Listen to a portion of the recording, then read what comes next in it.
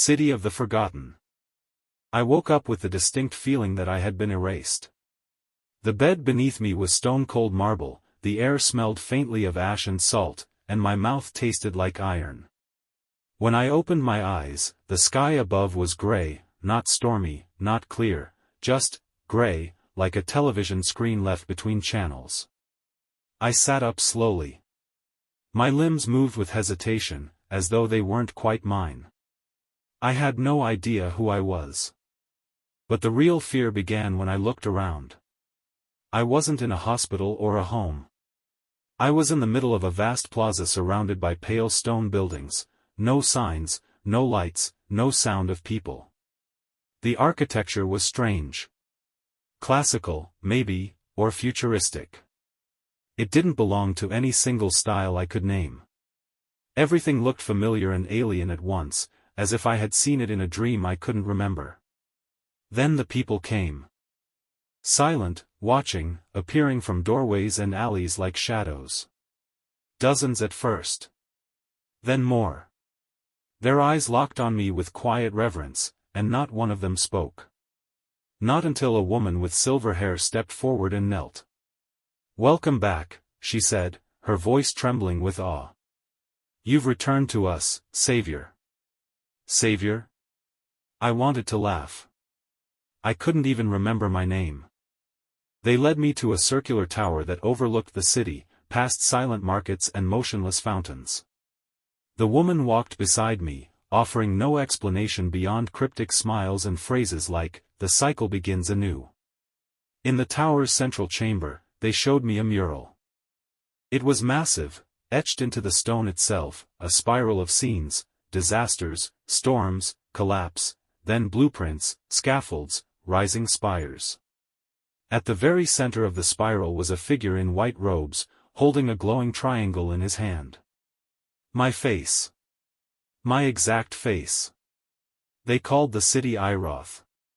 It wasn't on any map. I checked. There were no devices here, no phones, no internet, no clocks. The residents spoke of time the way you speak of weather. It comes and goes. Sometimes it stays. I told them I was an architect, or at least I felt like one. The way I noticed the symmetry of windows, the structure of domes, I knew these things. But I didn't know where I'd learned them. "Of course," they said. "You built this place." But I didn't. I couldn't have. Could I? At night, I walked the alleys alone. I found the library, abandoned but preserved. Dust covered everything, yet no pages were torn. I searched for dates, origins, maps. Every book was written in a language I only understood when I wasn't trying. And some of them had blueprints. My signature at the bottom. Every time I asked questions, the people answered with more riddles. Why am I here? Because the city remembers you. What happened before? The Savior must forget to begin again. It was driving me mad. One morning, I woke to find an enormous crack in the central tower. The people were crying. No one knew how it happened. They looked to me. "You must repair it," they said. "As you always have." I didn't know how. My hands trembled as I tried to draw. The tools felt wrong in my grip. And yet, when I let go of logic, when I let my hands move, the sketches came. Beautiful, impossible things. New structures. Bridges that curved in ways no material should allow. Buildings that bent light. They watched with awe, as if I was performing a miracle. But inside, I was terrified. This wasn't knowledge. This was instinct. Something, implanted. The days blended. Each morning, a new crack. Each night, more people fell ill. The city was dying, and I was expected to save it, again. But what if I was the reason it broke? Then I found the hidden chamber. It was behind the library wall, a sealed door I only noticed after I stopped looking. Inside were hundreds of journals, bound in stone covers. I opened one. It was mine. Entry after entry. Dates scratched out.